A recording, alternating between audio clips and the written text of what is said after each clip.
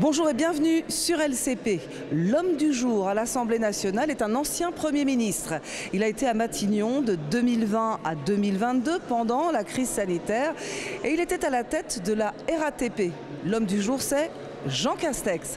Que vient-il faire à l'Assemblée nationale? Eh bien, son nom a été proposé par Emmanuel Macron pour prendre la tête de la SNCF en remplacement de Jean-Pierre Farandou, devenu lui ministre du Travail et des Solidarités.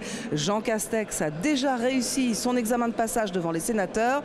Il doit maintenant convaincre les députés qui vont valider ou non le choix présidentiel en vertu de l'article 13 de la Constitution, article qui porte sur le pouvoir de nomination qui est donc partagé entre le président de la République et le Parlement. La séance est ouverte. Tout de suite, l'audition de Jean Castex, c'est parti. Quand j'ai été nommé, vous vous en souvenez, je l'avais d'ailleurs expliqué devant vous, il y a à peu près 3 ans à la tête de cette entreprise publique, de cette entreprise de service public, il y avait un certain nombre de défis qui étaient très clairement fixés dans le temps et que je devais, avec le collectif des salariés de la RATP relever. Bon, il fallait d'abord, c'était le sujet majeur, l'offre s'était effondrée, crise Covid, crise du recrutement, les déficits en personnel, etc. Donc on avait des indicateurs qui étaient très mauvais. Derrière les indicateurs, c'est des gens qui attendent le bus, le métro, le RER, etc. Bon. Il y avait bien entendu l'année d'après l'échéance des Jeux Olympiques et Paralympiques.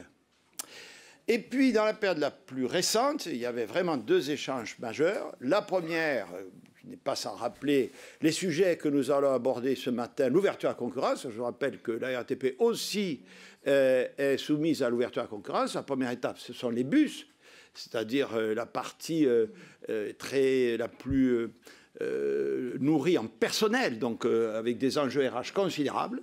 Et puis, la signature du nouveau contrat pluriannuel avec Île-de-France Mobilité. Il se trouve que ces 4 enjeux sont désormais derrière nous, ce rapporteur, tous. Les JO, bien sûr. On a redressé, et je dis bien, c'est une œuvre collective, la production. Il y a encore des choses à faire, Dieu merci. Mais enfin, ça va quand même beaucoup mieux que ça n'était en fin 22. Le contrat pour les 5 ans à venir avec Île-de-France Mobilité a été signé en juillet dernier. Et la première vague d'ouverture à la concurrence, la seconde, c'est 2030 pour le tramway, donc qui concerne les bus. Tous les lots ont été attribués. Ça a été un travail considérable. Ça s'est fait dans le calme, la sérénité, sans remous, sans tension sociale forte. La RATP a récupéré environ 75% de son chiffre d'affaires, c'est-à-dire à peu près les objectifs que nous nous étions fixés. Bon, il y a encore, je serai encore à coup sûr PDG de la RATP, je dis au passage, dans la nuit du 31 octobre au 1er novembre, c'est la bascule des premiers lots qui a été... Donc, il y a toute une série de sujets, évidemment, d'abord humains, informatiques, etc., qu'il faut régler, donc je serai toujours là pour éviter. Mais ces 4 grands chantiers, très riches d'enseignements, et je souhaiterais d'ailleurs qu'ils soient tirés notamment sur le sujet d'ouverture à la concurrence, sont derrière moi, ce qui n'était absolument pas le cas il y a un an. Bon. Donc, de toute façon, deuxième considération, vous l'avez rappelé, le poste de PDG de la SNCF est désormais vacant. Et je suis, extrêmement heureux de cette perspective, comme je vous le disais. Bon. J'ai, mesdames et messieurs les députés, me semble-t-il, une pleine conscience du travail qui m'attend, si toutefois vous voulez bien me confirmer dans cette perspective. Pleinement conscience. D'ailleurs, je vous dirais, pour faire le lien avec le point précédent, beaucoup de problématiques sont communes entre la SNCF et la RATP. Je puis dire... J'ai été préparé, enfin, vous avez cité, je ne sais pas, l'espace, etc. Bon, si ce n'est pas dans mes intentions, je vous le dis, monsieur le rapporteur, mais en tout cas, il vaut mieux, me semble-t-il, avoir géré une grande entreprise de mobilité pour aspirer à en diriger une autre, évidemment, de taille plus importante, encore que le nombre de voyageurs transportés par jour à la RATP est presque un peu plus élevé que celui de la SNCF. Donc, ce sont des enjeux très, très similaires. Bon.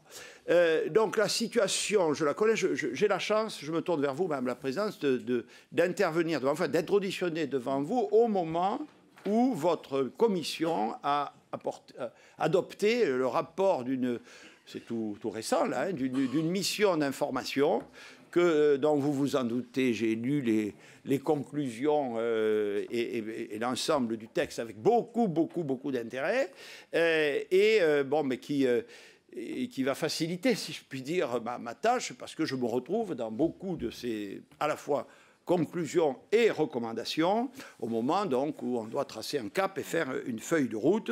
Et je me réjouis en particulier que le Premier ministre ait annoncé, je crois que c'est dans la partie du Sénat, dans sa déclaration de politique générale, qu'en particulier la loi cadre, et avec notamment l'affectation de ressources, notamment, a-t-il dit, au secteur ferroviaire, soit toujours ou soit encore à l'agenda du gouvernement. Bon. La situation de cette entreprise, donc la Commission la connaît parfaitement, sans que j'ai trop à m'appesantir, je reviendrai évidemment à toutes les questions. Je veux quand même saluer le travail qui a été fait par mon prédécesseur et toutes ses équipes, parce que à l'heure de tous ces défis, il y a quand même des sujets qui ont progressé, mais on sait tous, vous savez parfaitement tous, que les défis sont immenses. Si on employait des expressions, il y a le fameux mur d'investissement, c'est une expression employée par, je crois, le COI et son président. Voilà, il y a la montagne, si j'en ajoutais, moi qui suis un élu de montagne, de l'ouverture à la concurrence. Il y a le choc de la transition écologique, qui est majeur, on voit bien qu'il s'accélère. Enfin, vous voyez, ça, je l'ai beaucoup moins à la RATP. Les perturbations sur le réseau dues au changement climatique ne sont pas inexistantes. Mais je vois qu'à la SNCF, elles sont beaucoup plus fortes. Bon. Donc, il y a tous ces sujets. Mais je le dis, m'adressant à la communauté cheminote, je suis intimement convaincu que la SNCF a les moyens, a les ressources pour les surmonter. Évidemment, il va falloir s'atteler à la tâche. Bon. Alors, comme il me reste 3 minutes, je rappelle, j'ai dit au Sénat, puisque vous faisiez référence à mon audition, monsieur le rapporteur, que je mettais en tête l'idée, voilà, qu'il faut à tout prix régler la question des infrastructures, du réseau, de la signalisation, et aussi ce qu'on appelle le choc capacitaire. C'est que vous vous rendez toutes et tous compte, je porte en moi, c'est-à-dire ce que souhaitent les élus, le gouvernement, c'est-à-dire un enjeu majeur, c'est une entreprise publique, c'est une entreprise qui appartient à la nation, il faut à tout prix accroître nos parts modales.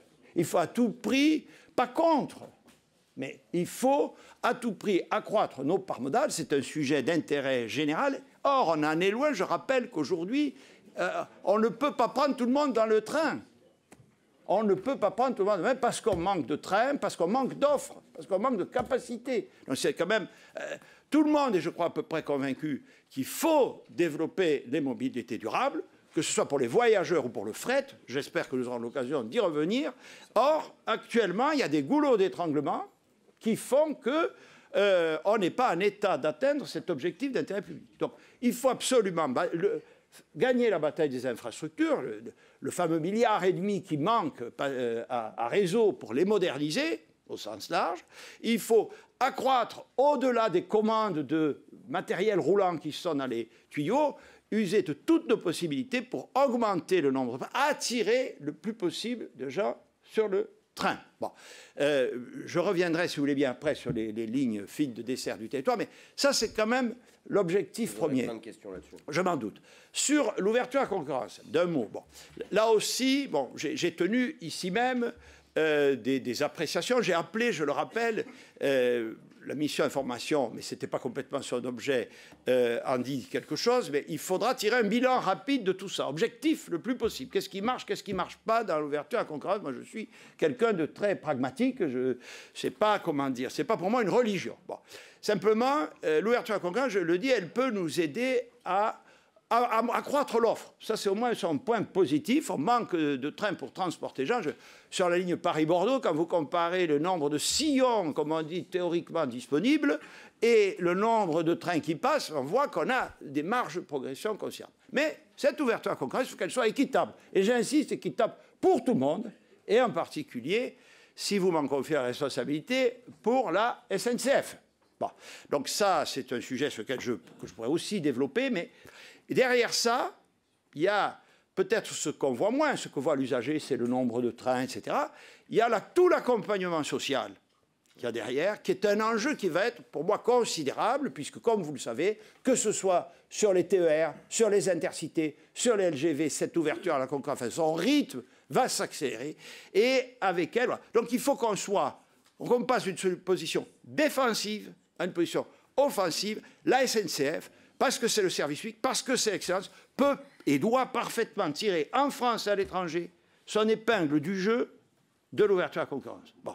Et c'est ce qui va nous permettre, je le rappelle, notamment sur la grande vitesse, de gagner des parts de marché. Vous savez comment marche le système de financement, et de pouvoir, par la solidarité financière organisée au niveau du groupe, réaliser plus d'investissements, peut-être maintenir plus de lignes et avoir un service public d'une plus grande qualité. Donc ça, ce sont les enjeux majeurs. Et je termine parce que j'y tiens beaucoup, Madame la Présidente. Il y a là, au-delà de tout ça, parce que ça ne va pas se régler, le réseau, on accumule un retard. Vous l'avez rappelé, les diagnostics sont clairs, la conférence Ambition de Transport l'a rappelé, c'est à peu près consensuel. Au-delà de ça, il y a les résultats du quotidien. Du quotidien. Voilà, moi, je fais référence à mon expérience à la RATP. Pareil, il y a des lignes, le matériel roulant date des années 60 ou 70. Il y a aussi des sujets d'infrastructure et notamment de modernisation de la signalisation. Le RERB, qui est commun à la SNCF, à la RATP, c'est du vieux matériel. Donc la solution viendra du nouveau matériel et des travaux sur l'infrastructure. Mais en attendant, qu'est-ce qu'on fait? Est-ce qu'il n'y a rien à faire? Non. On a pu augmenter. On a pu augmenter les résultats sur la ligne 8, sur le RERB, en menant des actions de pilotage transversal. Et donc, pareil, il faut, en attendant que tous ces chantiers se déroulent, avoir un souci d'augmenter, et ça se joue ligne par ligne avec les AO, avec toutes les branches de l'entreprise, la qualité de dessert, de service plus quotidien. Il faut pousser à fond l'intermodalité, le serviciel, s'adapter aux habitudes des clients. J'ai vu qu'il y a un sujet, animaux et trains, vous voyez, ça paraît bon, mais je le vois, moi qui suis usager. Alors, il faut régler tous ces sujets du quotidien pour que dans l'attente, qu'on puisse avoir la rénovation, le choc capacitaire, faire plus, on puisse répondre et faire... C'est à la fois, si je puis dire, plus de trains et mieux de trains. C'est ça qui va guider mon action à la tête de cette entreprise, si toutefois vous voulez bien m'accorder votre confiance. Merci beaucoup pour ce préambule. Nous allons passer aux orateurs des groupes et nous démarrons avec Mathieu Marquiot pour 3 minutes. Soyons lucides, la SNCF n'a pas besoin seulement d'un gestionnaire, elle a besoin d'un cap, d'une vision nationale et d'un souffle politique. Le réseau est vieillissant, la cohérence est perdue et trop de décisions ont été guidées par des logiques comptables plutôt que par l'intérêt général. Le Rassemblement national plaide depuis longtemps pour une refondation du service public ferroviaire fondée sur 3 priorités, la régénération du réseau, la défense du fret et le maintien des dessertes dans nos territoires. Le réseau est à bout de souffle, même si des efforts ont été faits ces dernières années. La France doit retrouver une stratégie de long terme avec des investissements garantis, constants et prévisibles. C'est la condition sine qua non du redressement. Sans infrastructure solide, il n'y a pas de régularité, ni sécurité, ni attractivité. Les lignes fines du territoire sont au cœur de cet enjeu. Là où elles ferment, c'est la vie locale qui s'éteint. Là où l'on remplace les rails par des pistes cyclables, c'est une part de l'avenir qui disparaît. Nous disons, nous, qu'il faut stopper ces déclassements et sanctuariser les emprises ferroviaires. Mais le réseau ne suffit pas. Encore faut-il avoir les trains pour le faire vivre. Et là aussi, la situation est préoccupante. Le manque de matériel roulant devient un véritable handicap national.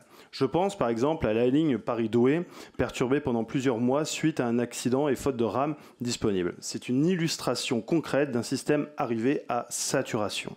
Il faut une politique industrielle du matériel ferroviaire, une montée en puissance de la production et de la maintenance, et un plan de long terme pour que chaque région dispose des moyens de faire rouler ses trains.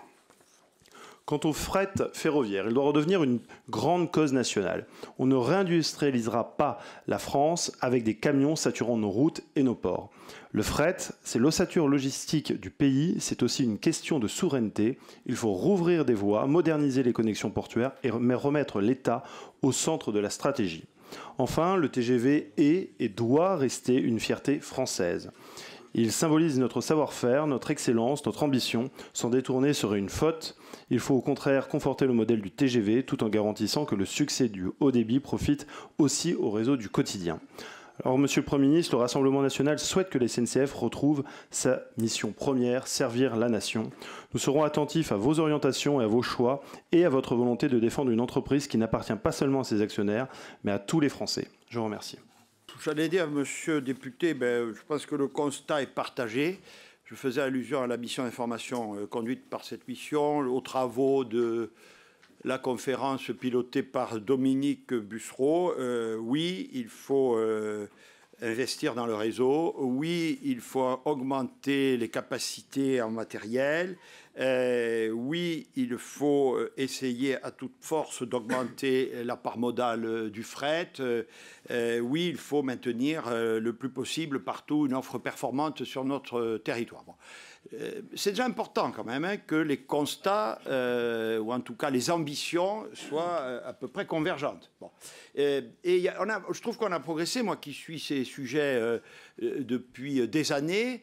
Je pense que c'est la première fois que côté État, côté Parlement, côté entreprise ferroviaire, on est à peu près au clair sur la quantification. Parce qu'une fois qu'on a donné ces objectifs généraux, après, tout est dans le comment. Qu'est-ce qu'on fait concrètement?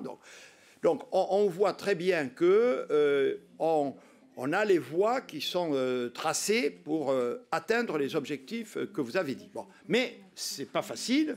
Et je rappelle en particulier pour la régénération du réseau, il faut à tout prix que... Régénération, modernisation, etc., on passe d'un flux de 3 milliards par an à 4,5. L'entreprise publique, je vous le confirme ce matin, y apportera sa part. Pour peu, on y reviendra sans doute au cours de cette audition, que les bénéfices qu'elle tire du TGV puissent se pérenniser, voire s'accentuer. Mais il va falloir aussi trouver...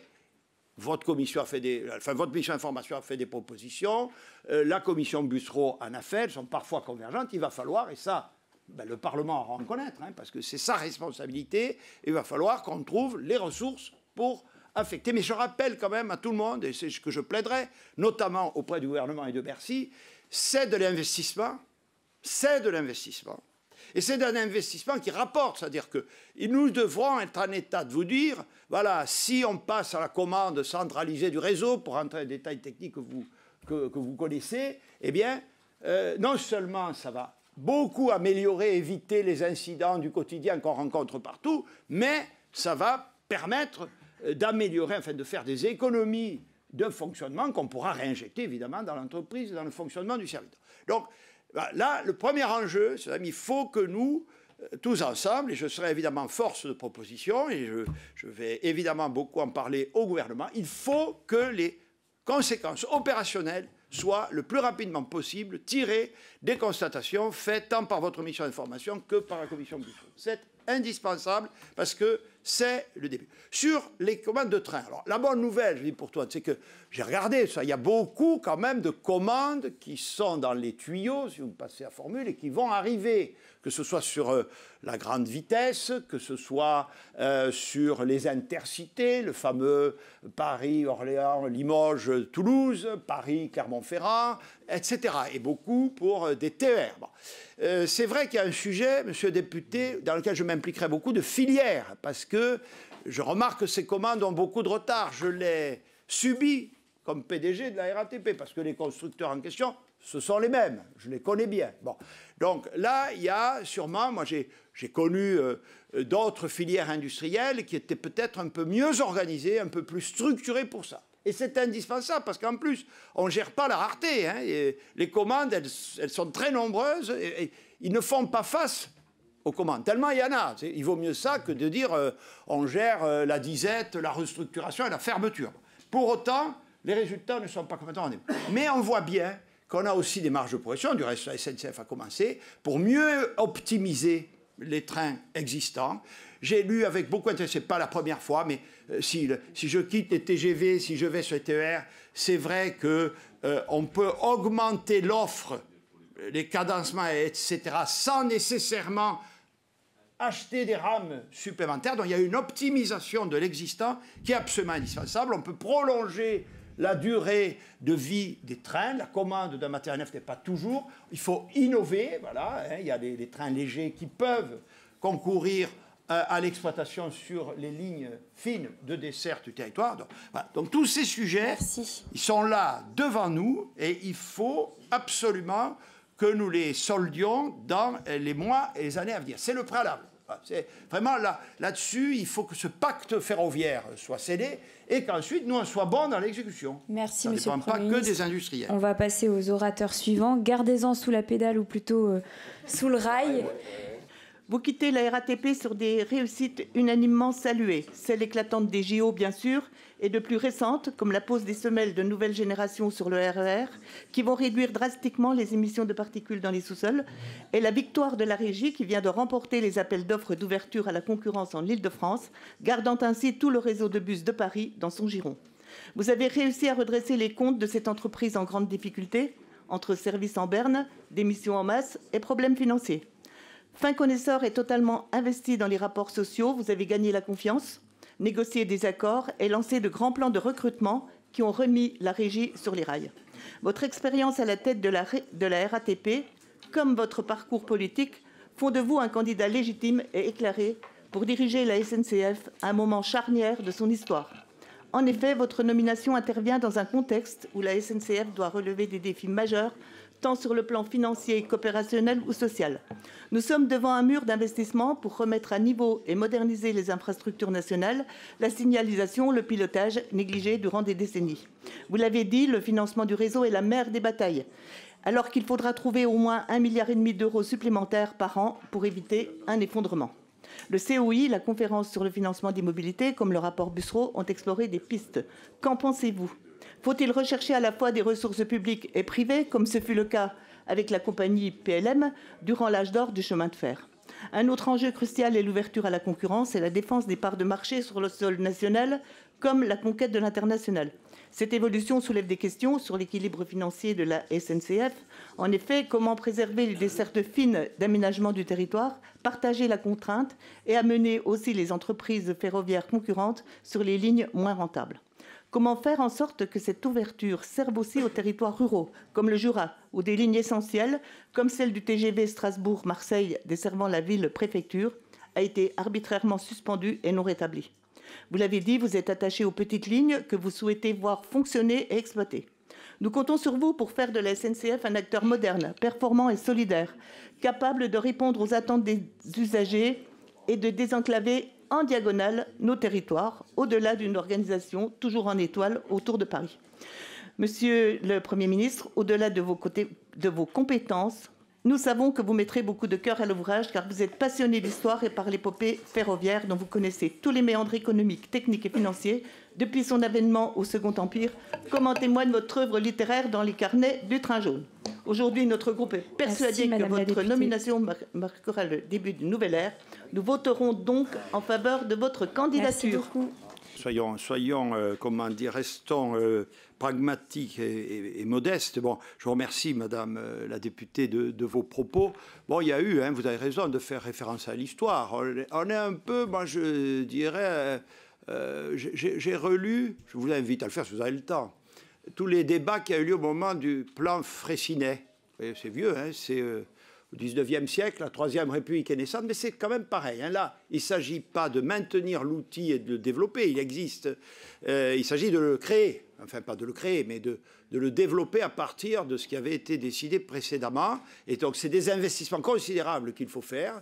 Et finalement, la nation décide d'y consentir parce qu'elle considère que c'est absolument indispensable.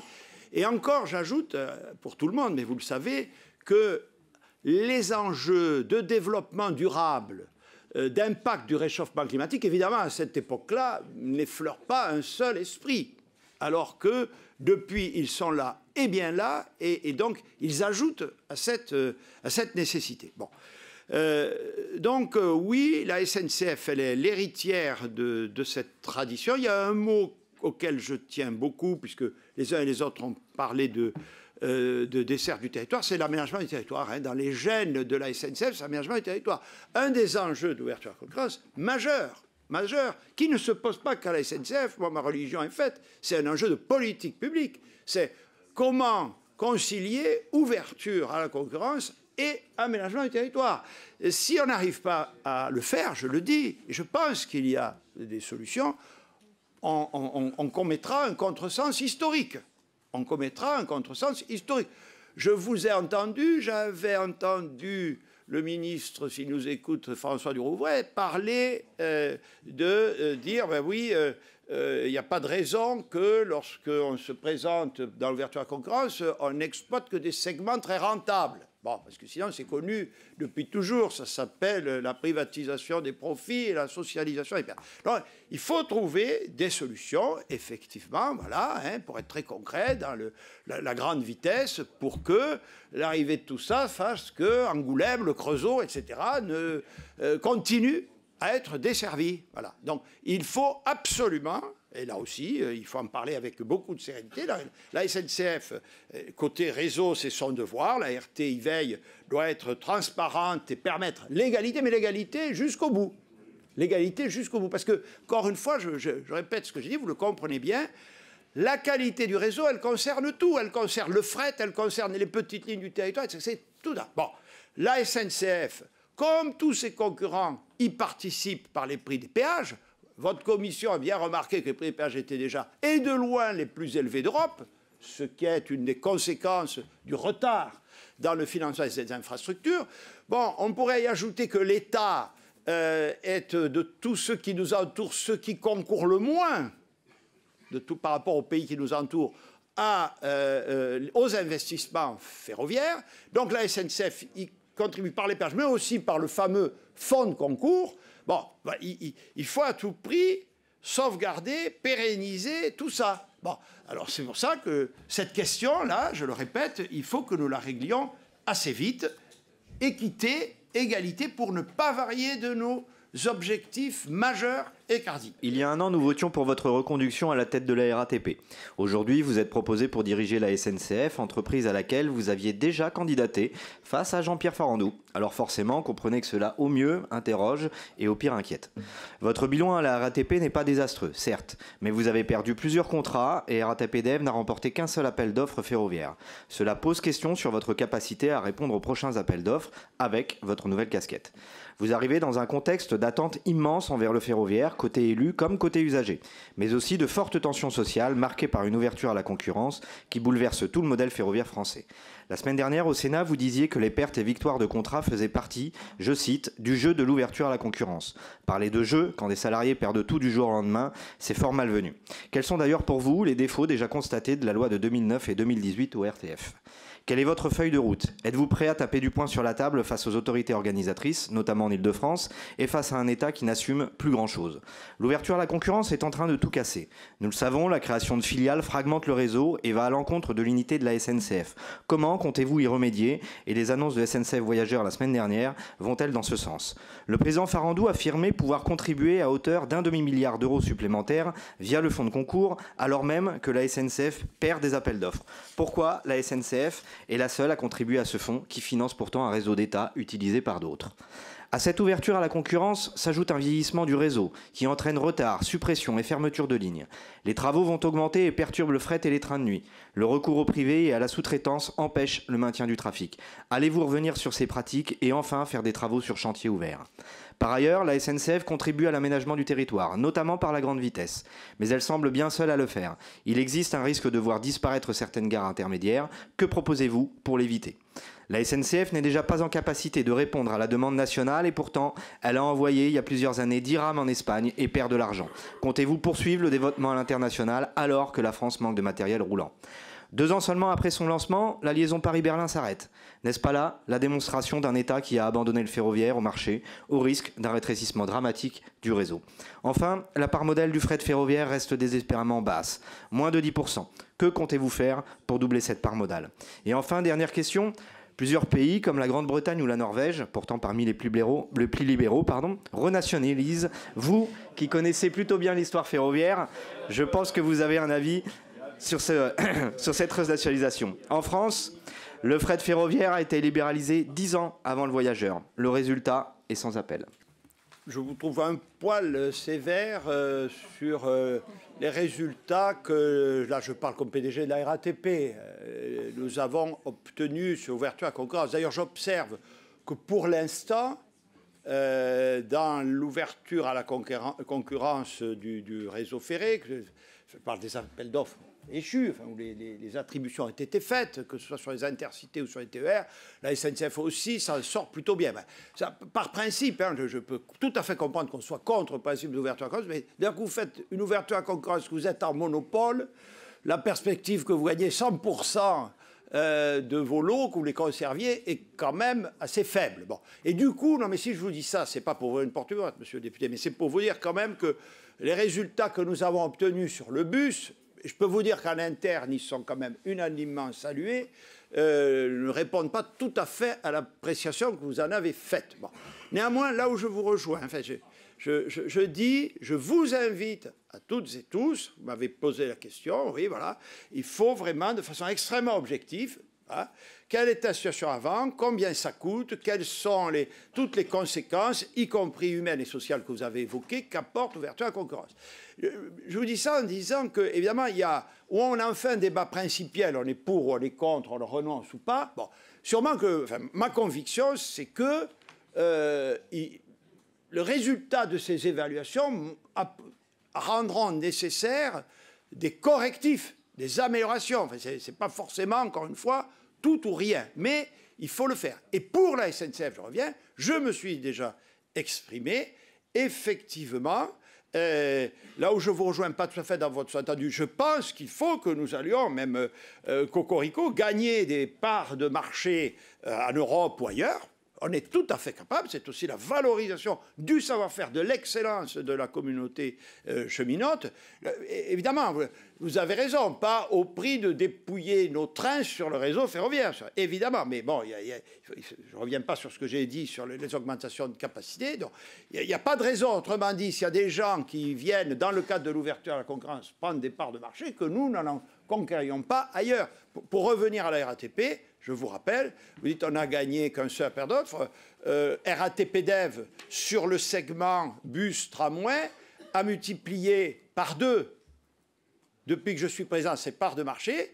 Et je vous indique juste que ce montant est largement supérieur à ce que, au lot de bus que nous avons perdu. Donc, moi, ce qu'il faut, c'est que on augmente l'offre, on augmente les nombres des trains mis à la disposition de nos concitoyens. Bon.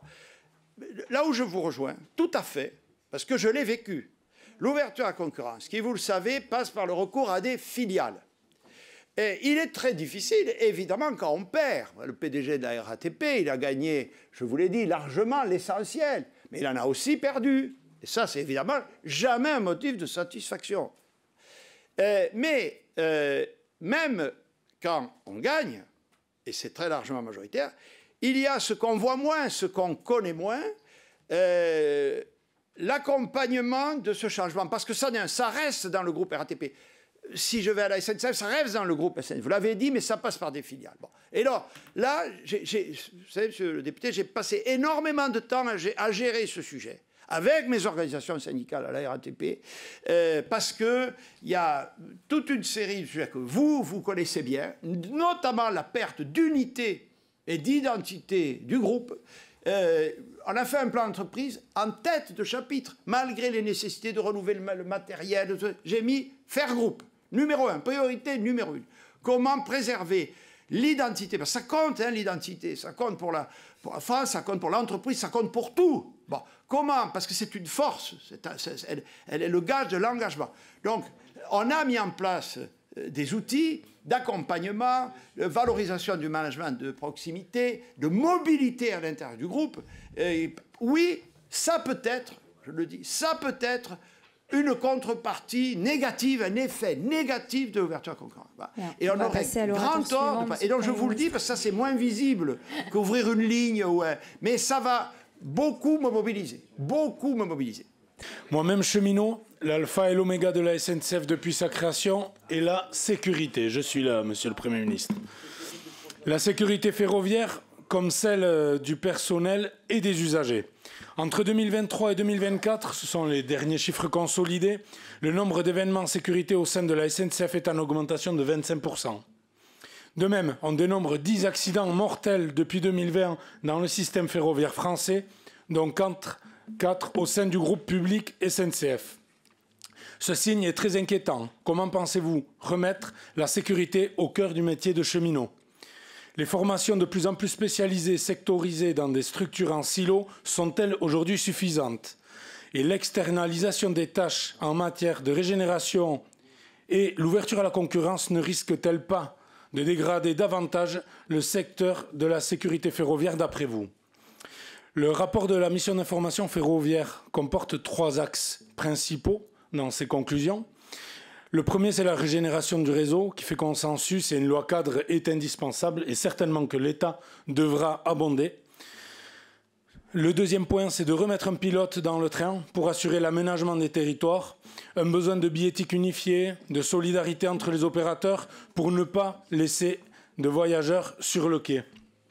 Et enfin, la priorisation des trains du quotidien pour les investissements au détriment de nouvelles infrastructures LGV particulièrement coûteuses. Les élus représentant leur territoire ici présents sont unanimes sur ce sujet. Vous l'avez dit, les rames TGV manquent. Quelles sont vos perspectives pour améliorer cette situation? Vous annoncez aussi avoir de grandes ambitions pour les trains de nuit. Malgré tout, la commande du matériel est aujourd'hui insuffisante avec 180 voitures. Soutiendrez-vous l'activation de l'option portant la commande à 340 voitures couchettes permettant de rouvrir des lignes transversales comme Bordeaux-Nice par exemple et internationales comme Paris-Barcelone? Enfin, le fret ferroviaire. Depuis l'ouverture à la concurrence du fret ferroviaire en 2006, la part modale est passée de 15% à moins de 10%. Le plan de discontinuité non validé par l'Union européenne et l'équilibre financier précaire de Hexafret sont particulièrement préoccupants. Votre avis sur ce plan de discontinuité et l'avenir du fret ferroviaire? Qu'en est-il de votre point de vue d'ouverture du capital d'Hexafret? Deuxième point, la remise en circulation du Perpignan-Rungis est indispensable pour notre environnement et pour un territoire que je crois vous connaissez. Quelle suite allez-vous y donner? Et enfin, pour terminer, plus localement, Géodis arrête un trafic de chimie au départ de Puyo, dans mon département, abandonné alors que l'infrastructure est neuve, que le service est garanti. Comment allez-vous œuvrer pour répondre à ces enjeux locaux et environnementaux? Merci, Monsieur le Premier ministre. On condense les réponses. Alors, attendez, je vais peut-être, parce que si je réponds à tout, là, j'en ai pour... mais moi, je peux rester toute la nuit, si vous, je vous l'ai déjà dit la dernière fois. Bon. Comme j'ai répondu à personne sur le fret pour l'instant, je vais profiter de votre question pour le faire. Même si ce sujet, vous l'aurez noté, a évidemment été beaucoup évoqué par devant l'audition à Saint-Ouen. Bon. J'ai rappelé au Sénat, mesdames et messieurs les députés, que ce que vous appelez le plan de discontinuité demandé par la Commission européenne, j'avais eu beaucoup à en connaître en ma qualité de Premier ministre et je me permets de vous indiquer que je m'y étais opposé, ce qui avait donné lieu à des discussions assez ardues avec la Commission. Nous avions obtenu avec la SNCF, avec le ministre des Transports de l'époque, le retrait des plaintes dont nous pensions qu'elles aboutiraient à arrêter les procédures à commission. Bon, je constate avec vous qu'il n'en a rien été et que donc un plan a été adopté. Bon, qu'il faut maintenant évidemment mettre en œuvre. Vous êtes parfaitement connaisseur, monsieur le député, du sujet. Il y a encore quelques étapes devant nous, notamment la question que vous avez citée de l'ouverture du capital. Bon, je vous répondrai, comment dire, je vais me battre pour le fret, comme je l'ai toujours fait, parce que je n'ai pas encore fait allusion, mais sur beaucoup de sujets qui ont donné la question, j'avais quand même pris un certain nombre de décisions quand j'étais moi-même en responsabilité, et notamment Premier ministre. Je vais vous citer une petite anecdote. Je suis nommé au début de juillet 2020. L'un de mes sujets sur la table, c'est de finaliser le plan de relance, le fameux plan de relance à 100 milliards que je finirai par annoncer au début du mois de septembre suivant. Bah, il était déjà préparé. et pas parti d'une page blanche. Une de mes plus-values, c'est d'avoir ajouté des sous pour le ferroviaire, pour les infrastructures, pour le fret. Je me vois encore à Valenton annoncer, y compris des aides au fonctionnement, sur le wagon isolé, sur l'aide à la pince, c'est une expression, n'est-ce pas, qui m'a marqué. Bon, nous avons, sous ma mandature, arrêté la stratégie nationale, décennale, pour la reconquête du fret. Bon, et tout ça, évidemment, a été perturbé par le plan de discontinuité. D'ailleurs, dans les, je ne sais plus combien, 20 lignes ou 20 réseaux là, qui ont été retirés de la compétence de la SNCF, il y a justement le Perpignan-Rungis. Je me permets de rappeler qu'il était déjà fermé et je l'ai rouvert en octobre 2021, si ma mémoire est bonne. Bon, alors, non, malheureusement, j'ai pas oublié tout ça. Je n'ai pas changé d'avis. Bon, malheureusement, en tout cas, c'est en l'état, par rapport à votre toute dernière question, c'est pas le groupe SNCF qui...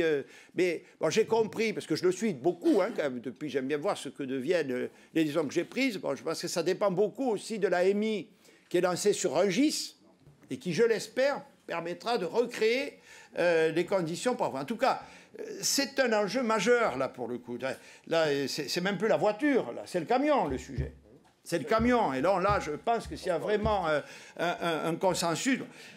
alors, vous ne m'arracherez pas non plus la langue si en vous disant qu'effectivement, mais voilà une constatation, on a ouvert à la concurrence, d'ailleurs, vous le savez toutes et tous, le fret avant les voyageurs, chronologiquement, en application européenne. Bon, on ne peut pas dire pour le coup que ça ait facilité le report modal. Bon, ça c'est un fait. Bon, donc c'est sans doute pas la pire. Donc, moi je vais me battre vis-à-vis des autorités communautaires. Évidemment, moi je suis président d'entreprise publique, j'applique les lois évidemment. Mais bon, on peut faire bouger les lignes, j'espère. En tout cas, comptez sur moi pour m'employer. On voit très bien, là aussi, j'ai tout regardé, enfin j'ai essayé, je ne suis pas encore président, donc vous m'excusez, j'ai pas de... Mais voilà, on a tout est sur la table. On a une stratégie nationale, on a le fameux plan Ulysse qui est le volume des investissements qu'il faudrait consentir pour y parvenir. On voit bien qu'il y a l'enjeu stratégique du transport combiné, de la rénovation des terminaux, l'accès au port, enfin, voilà.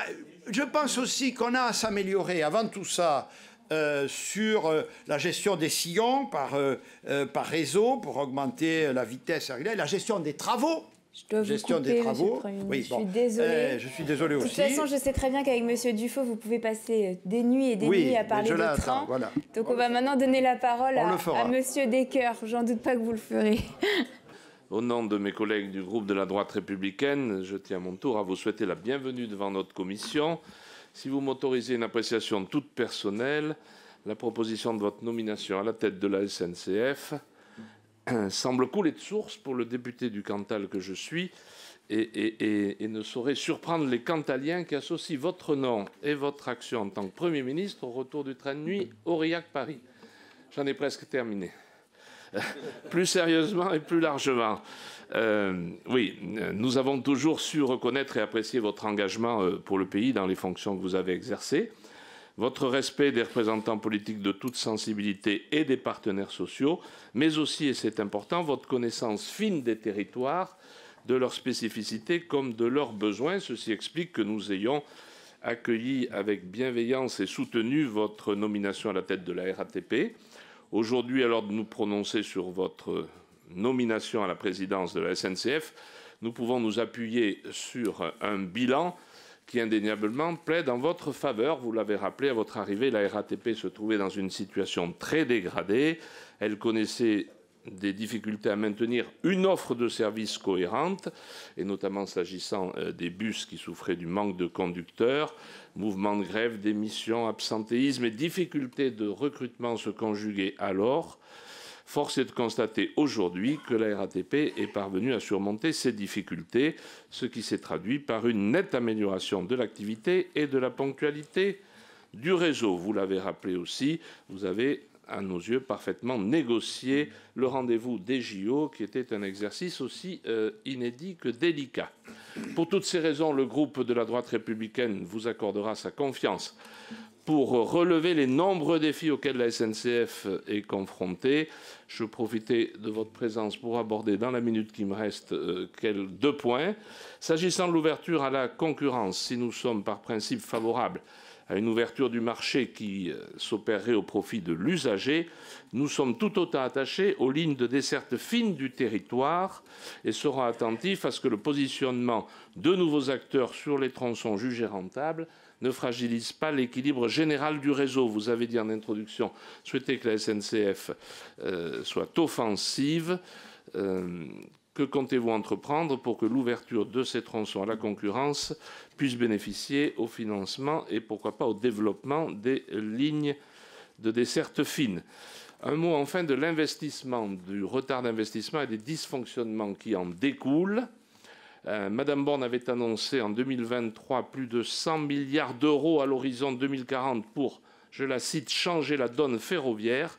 2 ans après, on peut avoir des doutes sur la mobilisation des fonds et la réalité de l'engagement des contributeurs alors identifiés.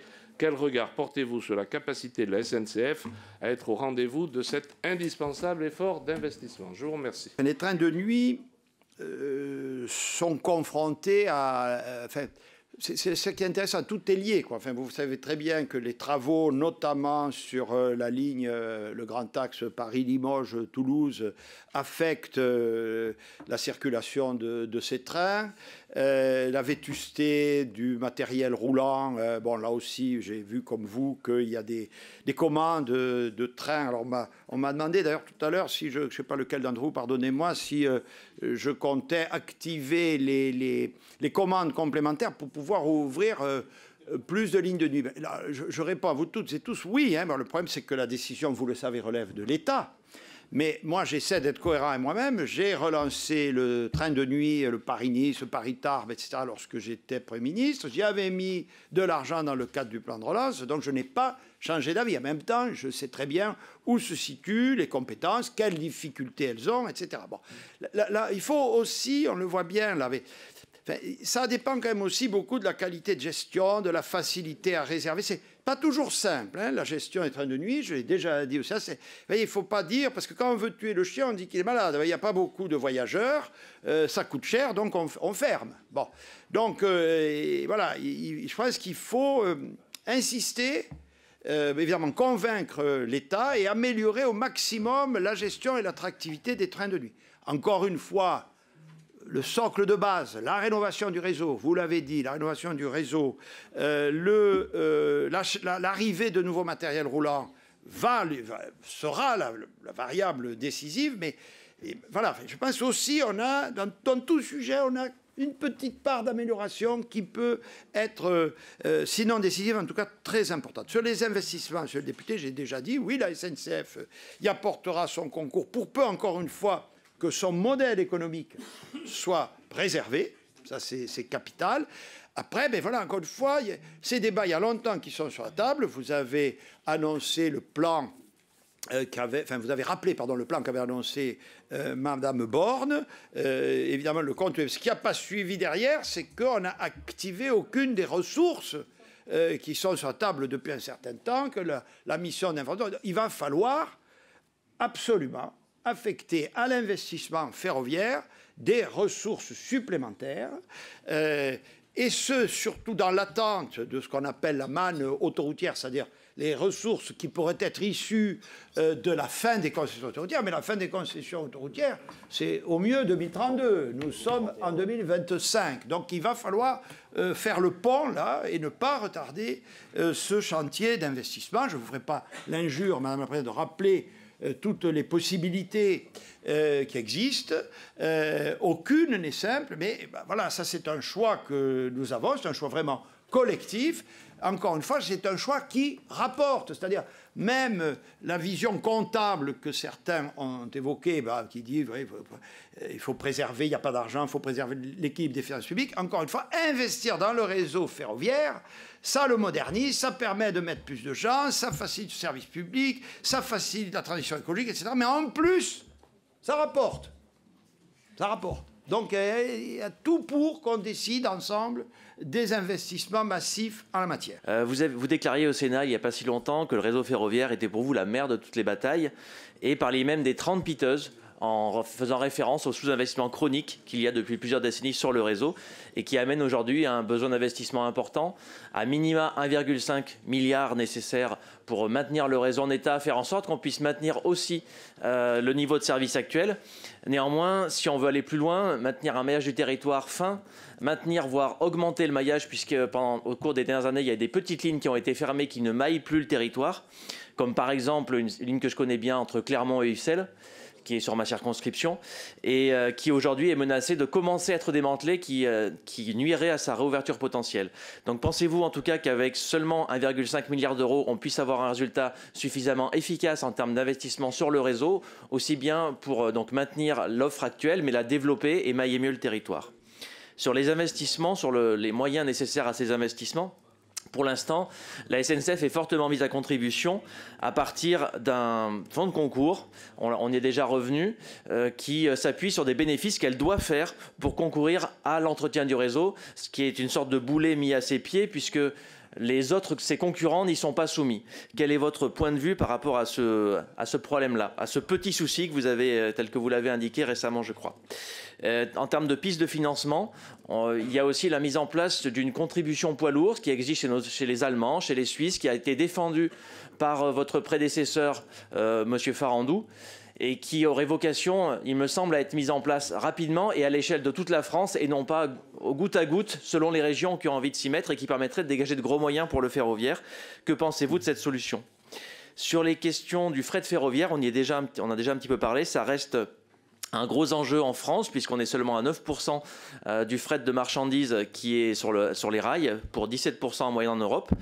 Pour augmenter le fret ferroviaire, il y aurait besoin de moyens importants à mettre sur le réseau, bien sûr, pour dégager des sillons, mais aussi créer plus de plateformes multimodales et raccorder tout simplement le réseau à ceux qui ont des marchandises à faire transporter. Quelle serait votre stratégie par rapport à ça pour justement augmenter significativement la part modale du fret ferroviaire ?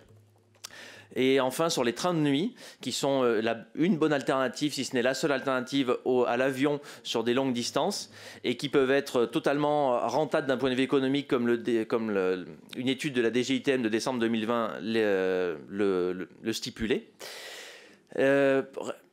Vous avez affiché jusqu'à présent une ambition importante là-dedans. Néanmoins, on ne peut pas ne pas constater que les subventions de l'État se sont récemment arrêtées sur des lignes importantes comme Paris-Berlin ou Paris-Vienne et que la SNCF n'avait pas 100% joué son rôle pleinement là-dessus pour promouvoir cette ligne puisqu'on ne pouvait pas l'acheter sur le site ou l'application SNCF. Donc vous, quelles seraient les mesures que vous préconiseriez, que ce soit en termes de plaidoyer auprès de l'État ou directement au niveau de la SNCF pour développer le train de nuit ? Merci. Et en tout cas, on a besoin de planification sur 5, 10, 30 ans pour développer vraiment le réseau et l'offre. Donc je nous invite à rentrer sur les 30 glorieuses du train. Merci. Merci. Monsieur le Premier ministre, vous avez la parole. Je ne demande pas mieux. Bon.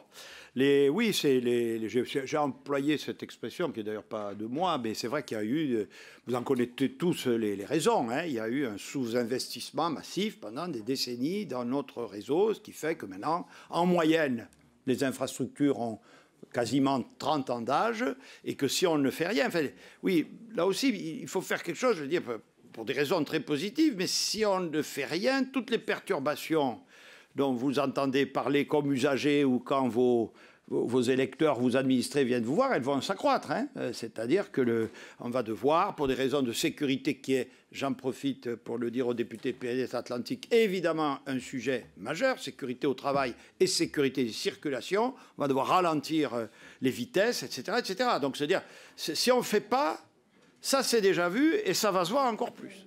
Et ça va se voir encore plus. Donc, il faut faire. Alors, je viens sur sur les lignes fines de desserte du territoire. Bon.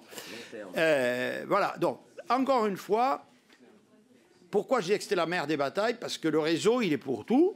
Hein, et si le réseau n'est pas en bon état, il n'y aura pas de... Ces lignes-là sont les premières sacrifiées. On va dire comme ça. Donc, ça, c'est le socle.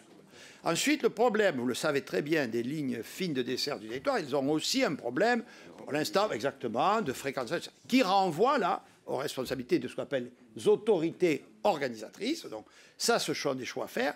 Mais là aussi, il faut leur faciliter la vie, me semble-t-il, par la qualité de l'exploitation. Je vais beaucoup suivre là, vous savez, Teli, Flexi, je ne sais pas ce que ça va donner. Ça. Je rappelle que nous les avions inscrits au PIA 4 lorsque j'étais Premier ministre. Hein, ces innovations, elles sont financées par le plan d'investissement d'avenir, 4e tranche de cette procédure, pour voir si, à la fois, si j'ai bien compris, c'est des matériels plus légers, donc qui allègent un peu les coûts de maintenance, etc., et dont les coûts d'exploitation sont moindres, si on peut, pour les autorités organisatrices, les rendre, comment dire, plus réalistes, en tout cas plus supportables.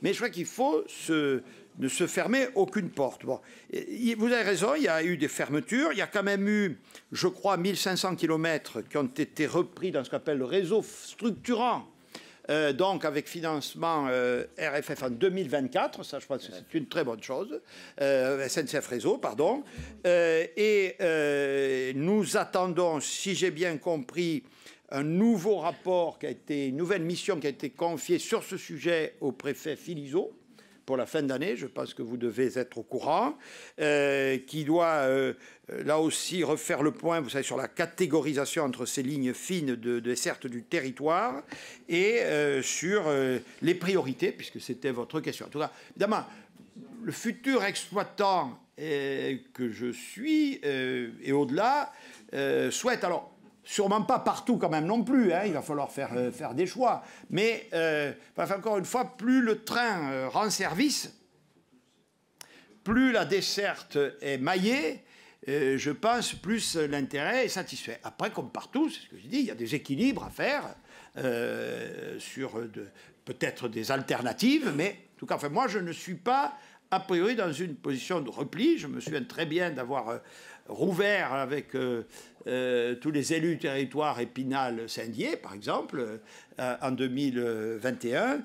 Voilà, donc là aussi, j'espère qu'avec les autorités organisatrices, nous trouverons les voies et moyens pour donner à ces lignes un avenir. Monsieur le rapporteur, monsieur le Premier ministre, d'abord au nom du groupe démocrate, je veux dire tout le soutien que nous apporterons, parce que nous considérons que c'est une chance, je dis bien une chance pour la France, et cette très belle entreprise qu'est la SNCF, que d'avoir un homme comme Jean Castex qui puisse en prendre les rênes après un parcours particulièrement bien réussi à la RATP. Ça a été dit, je n'y reviendrai pas.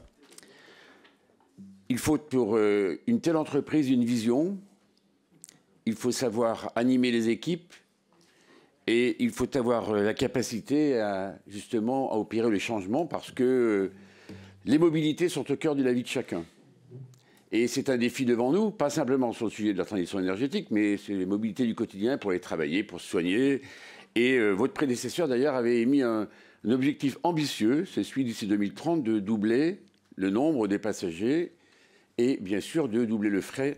Ça a été dit tout à l'heure. Est-ce que ces objectifs, vous les reprenez? La seconde question, ce sont les hommes. J'ai en souvenir, dans ma région, où lorsqu'on avait les programmes de tout TGV, on n'arrivait pas à faire la régénération des lignes, parce que les équipes de réseau étaient complètement mobilisées sur les lignes LGV. Est-ce que oui ou non on va être en capacité de répondre à cette exigence? Ça a été soulevé par de nombreux collègues.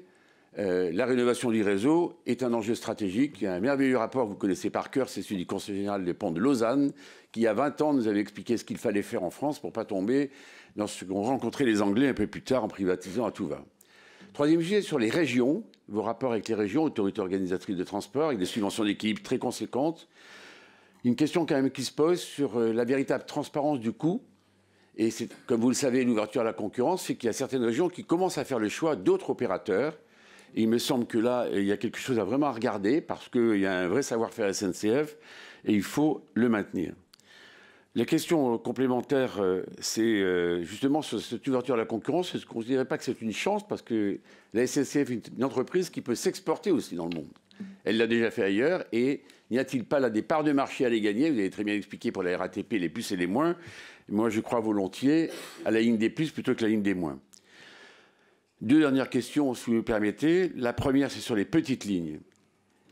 Il faut rassurer parce que la tentation, on le sait, nous avons sauvé 2 petites lignes avec des conseils régionaux. Et vous savez qu'il y a le contrat de plan État-région volet mobilité de 2022 qui avait été annoncé par Clément Beaune à l'époque, dont on voit bien qu'on a quelques difficultés à mobiliser les crédits. Est-ce que vous nous assurerez que vraiment on peut être au rendez-vous? Parce que la confiance, ce mot est important.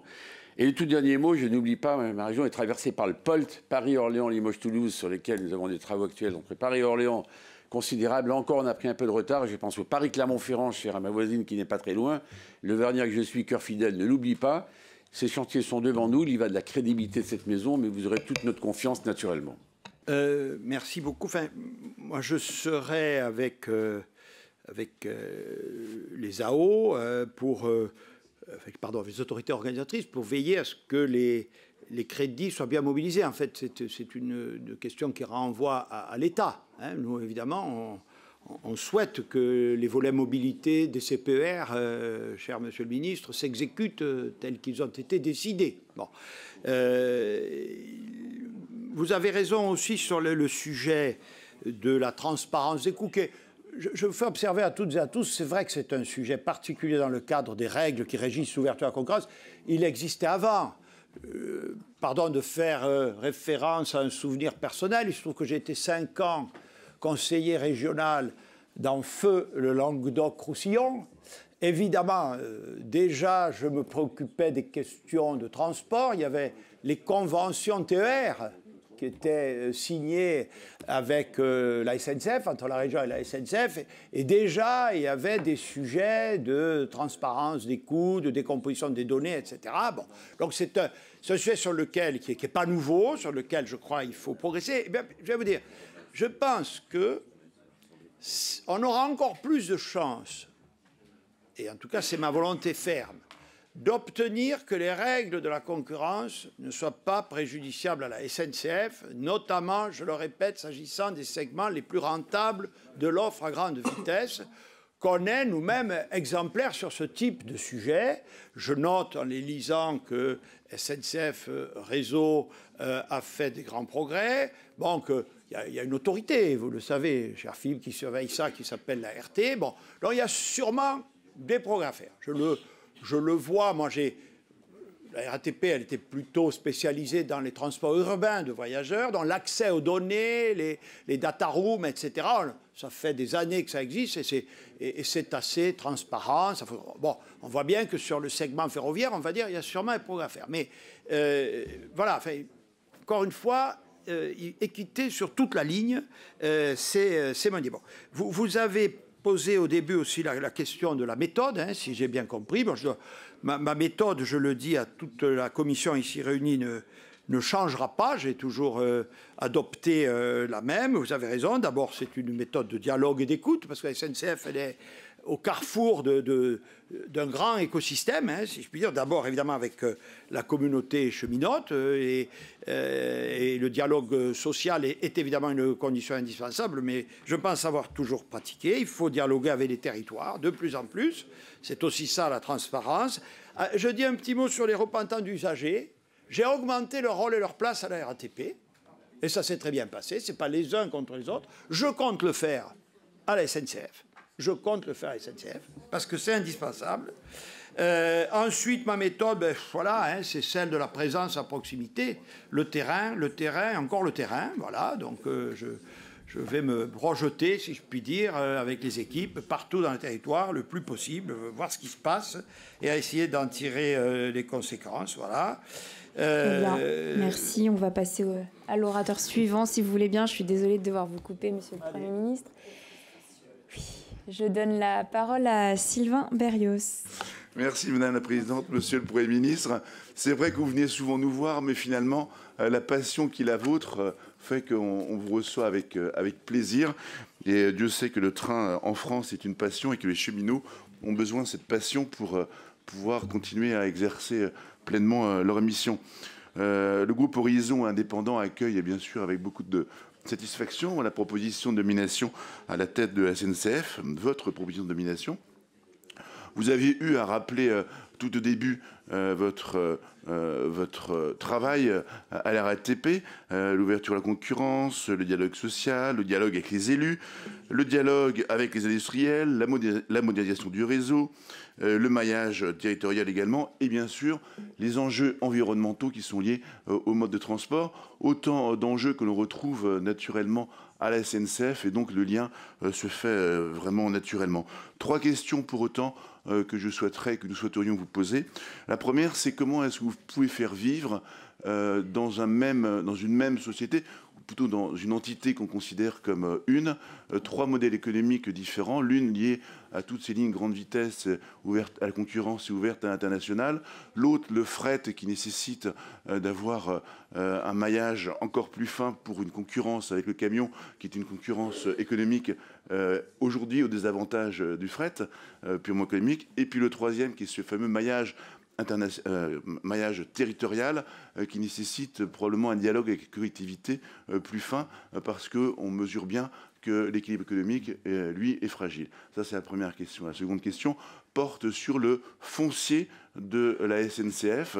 Souvent, dans nos cœurs de ville, on a beaucoup de mal à trouver des solutions rapides à des fonciers pourtant identifiés où des aménagements pour les collectivités pourraient avoir lieu, qui permettraient aussi à la SNCF de trouver là une ressource financière non négligeable. Et puis enfin, ça rejoindra la première question, la SNCF a de l'ordre de 24-25 milliards de dettes aujourd'hui.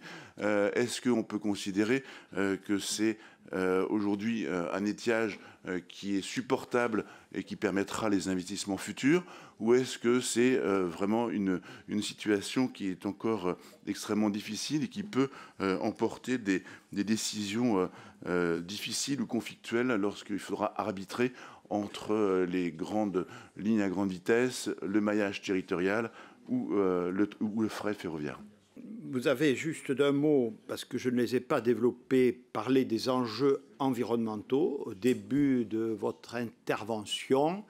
Je les ai moi-même cités dans mon propos introductif pour dire combien il rendait impératif l'accroissement, ce qui passe par des investissements, de la résilience de notre réseau face aux éléments climatiques, bon, et donc aux perturbations du trafic que ça engendre. J'en profite pour dire à la Commission qu'il y a un sujet que je veux travailler, non pas que la SNCF ne fait rien, mais que je voudrais essayer d'améliorer, c'est justement la prise en charge de nos voyageurs en situation comme ça, vous savez, de détresse, de trains qui sont arrêtés longtemps parce qu'il y a un événement technique ou climatique. Comment on peut quand même améliorer la prise en charge qui leur est due dans ces circonstances? Encore une fois, je ne suis pas en train de dire qu'il n'y a rien, mais je subodore qu'il y a quelques marges d'amélioration. Et puis, il faut être surtout très proactif sur les enjeux environnementaux. D'abord, j'allais dire, la SNCF est en soi-même une entreprise de mobilité durable, donc elle est aux avant-postes de ce sujet. Mais vous voyez bien tous les projets qu'il y a. Il y a encore beaucoup, on revient à la question du matériel roulant déjà évoqué, il y a encore beaucoup de matériel roulant diesel. Voilà, donc là aussi, il faut faire évoluer les choses. On peut dire, ben oui, les camions ne sont pas propres, mais si nous-mêmes ne le sommes pas complètement, bon, ça prendra du temps, mais c'est prévu. Vous avez vu tous les projets d'ailleurs lancés par Jean-Pierre Farandou, auxquels je rends hommage, la filière photovoltaïque, etc. Enfin, voilà, tout ce qui doit permettre d'améliorer le bilan carbone d'entreprise, qui par construction est déjà l'un des meilleurs, mais il faut que là-dessus, cette entreprise de service public soit encore plus exemplaire que les autres, comme j'avais d'ailleurs essayé de le faire à la RATP. Sur le foncier, vous avez raison, ce que je comprends quand même, c'est qu'il y a déjà beaucoup de foncier qui a été valorisé. Déjà. Bon. Mais sûrement il reste à faire. Voilà. Sûrement il reste à faire. Je le disais au Sénat, j'ai moi-même, comme maire d'une petite commune, mais j'ai constitué mon pôle d'échange multimodal. Bon, ça a quand même pris un certain temps, hein, de discuter avec la SNCF dans toutes ses divisions pour arriver à un résultat satisfaisant. Il y a peut-être un peu, là aussi, je le dis avec prudence, mais détermination, quelques améliorations à apporter. Bon. Sur les équilibres, la question majeure, c'est les équilibres économiques. Donc vous connaissez tout ça aussi, je ne vais pas vous le dire, tout ce qui est intercité, dont les trains de nuit, TER, etc., c'est solvabilisé par l'argent public, par les régions. Bon, c'est d'ailleurs normal, hein, c'est un service public, je n'ai pas dit. Bon, c'est une réalité. Il faut d'ailleurs, un des enjeux, c'est aussi que ces AO soient elles-mêmes en bonne forme, si je puis dire, et des ambitions. Bon, parce que si on veut que l'offre s'accroisse, et j'ai dit que c'était absolument indispensable, elles ont quand même la main. Bon, donc il faut que dans les appels d'offres futurs, ce ne soit pas simplement quel gestionnaire on choisit, mais qu'à la faveur de cet appel d'offres, il y ait des ambitions pour améliorer le cadencement, le nombre de dessertes, etc. Mais la limite, c'est que ça va dépendre des capacités de financement des autorités organisatrices. Et puis il y a la LGV, qui, vous le savez, lui, ne fait pas l'objet de subventions. Et donc, il est absolument indispensable d'avoir là-dessus une stratégie offensive. D'abord, parce que les gens, c'est une façon de faire venir les gens dans le train. Enfin, c'est terrible de dire qu'on ne peut pas prendre de gens. Parce qu'actuellement, sur certaines lignes, c'est saturé. Mais, les 1% compris nos concurrents sur les grands axes, pour l'instant, ils ne sont pas pénalisants, mais ils n'apportent pas non plus la réponse à ce défi capacitaire. Donc il faut, là je le revendique, avoir amélioré notre offre TGV, la pertinence, l'efficience du TGV, parce que c'est le cas de la solidarité. C'est ça qui va permettre, en plus, je l'espère, des ressources apportées par l'État, je n'y reviens pas, de remettre les infrastructures, l'offre, etc., dans la bonne direction. On a commencé, mais donc c'est capital de garder ça, d'avoir une politique LGV adaptée aux attentes de nos voyageurs et capable de dégager une rentabilité pour continuer, parce que ce modèle... J'y ajoute, monsieur le député, parce que je n'ai pas encore eu l'occasion de le dire, la SNCF a aussi des grosses filiales, je pense en particulier à Géodis, qui concourent aussi aux résultats économiques de l'entreprise, et donc, comme nous on redistribue tout, à la régénérescence de notre réseau. Merci Madame la Présidente. Vous me mettez la pression pour que je sois assez rapide. Monsieur le Premier ministre, tout d'abord, votre nomination à la SNCF pour le groupe Lyot ne pose pas de soucis et elle est plutôt une nouvelle encourageante. Je ne reviendrai pas sur tout ce qui a été dit. Nous avons quand même une particularité dans le groupe Lyot, c'est que nous avons une grande partie des députés qui sont issus des milieux ultramarins et une autre issue des territoires dits ruraux. Et je voulais rappeler en leur nom, naturellement, l'importance du rail dans la structuration, dans l'attractivité et le développement de nos territoires ruraux. Je reviendrai sur 3 petits points rapidement. Le premier, vous l'avez évoqué, sur le train de nuit. Il a connu un engouement assez important. Tout n'est pas parfait, loin de là. Il est assez prisé par les jeunes. J'aimerais savoir, dans votre action, dans les premières années de votre action, quelles seraient les stratégies pour améliorer cette offre qui, à mon avis, le mérite. Le deuxième, ce serait un focus sur l'avenir du Paris-Berlin, qui peut être plus ou moins menacé, et c'est quand même un axe, je pense, stratégique. Et le troisième point, pour aller très vite, j'aimerais avoir un peu votre avis. Vous savez que depuis quelque temps, on ne cesse de taxer l'aérien pour démocratiser, comment dire, le rail, c'est une bonne chose. Sauf que dans la plupart des territoires d'outre-mer, les trains de la SNCF sont toujours à l'heure parce qu'il n'y en a pas.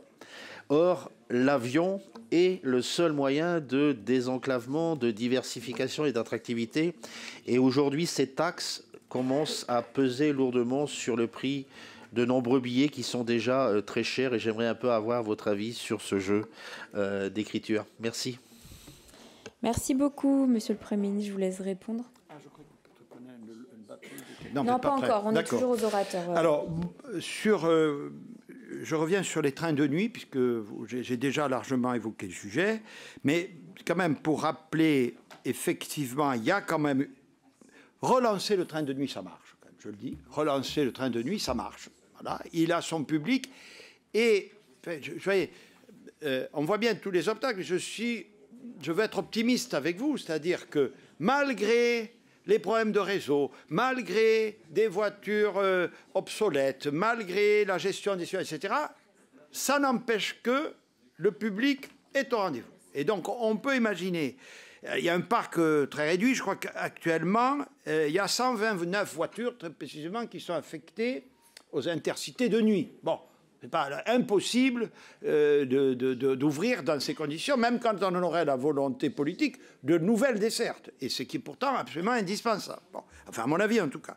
Donc, le point positif, vous le savez, on aura bientôt les résultats de l'appel d'offres sur les 180 voitures et 27 locomotives, parce que j'ai compris aussi qu'il y a des locomotives qui sont affectées, mesdames et messieurs les députés, aux circulations nocturnes, qui sont particulièrement obsolètes, et donc avec tous les problèmes de déprogrammation ou d'annulation au dernier moment. Bon. Donc ça, c'est, on va dire, dans les tuyaux. Oui, je le répète, moi je serais pour qu'on active les clauses additionnelles, c'est-à-dire qu'on en commande plus pour ouvrir de nouvelles dessertes. Alors, le train de nuit, ça va. Je vais, comment vous dire, j'ai même lu qu'on pourrait passer quelques locomotives de trains de marchandises sur le train de nuit. J'ai même vu, alors ça m'a fait plaisir, je ne sais pas si c'est faisable, je l'ai lu, qu'on pourrait expérimenter de faire circuler sur la LGV la nuit des trains de nuit. Parce que les lignes traditionnelles sont impactées par les travaux. Bon, ça me paraît. Alors, paraît que ça pose des problèmes techniques. Mais enfin, tout ce qui peut aller dans ce sens-là est bon, est favorable. Et s'agissant de la question qui a été évoquée, qui est tout à fait dans l'actualité du train de nuit Paris-Berlin, alors, je rappelle quand même qu'on a aussi, la SNCF a développé le trafic de jour. Alors, le trafic de jour, c'est pas en lieu et place du trafic de nuit. Mais enfin, il y a quand même eu des renforts d'offres. Donc j'ai bien compris que c'est un des premiers sujets, parce que la fermeture est annoncée pour le mois de décembre, si je ne m'abuse. Je rappelle, ce n'est pas une décision de la SNCF, vous l'avez rappelé, d'État. J'observe aussi, je parle de l'État, que les Allemands, contrairement aux Autrichiens, ne participent pas au financement de cette ligne. Donc il y a peut-être aussi une action coordonnée, une action d'État pour dire, voilà, venez aussi, voilà. Bon, c'est vrai que je comprends bien symboliquement, et je vais recevoir les associations qui s'occupent de ce sujet, faire un truc et revenir en arrière, c'est pas top, comme on dit, hein, voilà. Bon. Donc, c'est tous ces sujets qu'on va voir. Bon, après, vous avez parlé, tout autre sujet, taxation d'avions. Là, ça, on a parlé tout à l'heure de l'écotaxe. Enfin, je vois qu'il y a sur la table beaucoup de taxes, en tout cas de possibilités pour financer le milliard ou le milliard et demi manquant. Les ETS, bon, il y a d'autres sujets. Bon. Je vous dirais, comment dire, moi je ne suis pas ici, vous le conviendrez, pour défendre le transport aérien. Vous en conviendrez quand même, ce serait curieux. Par contre, je comprends très bien, hein, je comprends très bien, vous voyez, mettez-vous à la place d'un élu qui habite tout à fait, et qui est élu tout à fait à l'autre bout de la France. Bon, ben voilà, et comme quand on est un territoire rural, et on a besoin de routes, je l'ai souvent dit, hein, et je l'assume. Et oui, on a besoin peut-être d'avions. En attendant, ce qui me donne l'occasion de le caser, vous voyez, si par exemple, il y avait le chaînon manquant, la ligne Montpellier-Perpignan, peut-être que l'arbitrage, indépendamment de la taxation que vous évoquez entre le train et l'avion, en l'espèce, se ferait plutôt favorablement au train. Donc il faut aussi pousser dans cette direction. Bon. Il n'appartient pas au PDG de la SNCF de dire aux législateurs et au gouvernement quels sont les outils financiers les plus adaptés. Mais en tout cas, ce qui est sûr, c'est qu'il faut les trouver. Il y a des propositions qui sont sur la table. Maintenant, il faut trancher au terme d'un débat démocratique. Certains seront pour ci, d'autres pour ça. Mais en tout cas, il faut le faire parce que, je répète, la nation en aura pour son argent. La nation en aura pour son argent. Ce n'est pas des dépenses à fond perdu, ce n'est pas des dépenses inutiles, c'est des dépenses qui ont un impact considérable. Très bien, merci beaucoup. Je donne la parole à Édouard Bénard.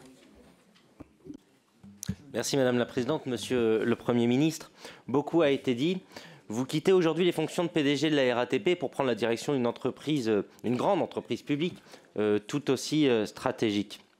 Et par-delà l'introduction tout en mesure, disons-le, de monsieur le rapporteur et une hypothétique convocation dans le bureau du général de Gaulle, je n'ai pas tout compris, il est des faits. Lors de votre audition devant le Sénat, vous avez dressé un constat que nous partageons, soit la France se distingue au sein de l'Europe, avez-vous dit, par un État qui intervient très peu dans le financement des infrastructures ferroviaires. j'ai été attentif à vos vœux et vos souhaits sur le capacitaire et la régénération et souscrit à votre volonté de voir se pérenniser les financements pour l'opérateur, car pour avoir un cap, il faut des sous, et ce, sur la durée.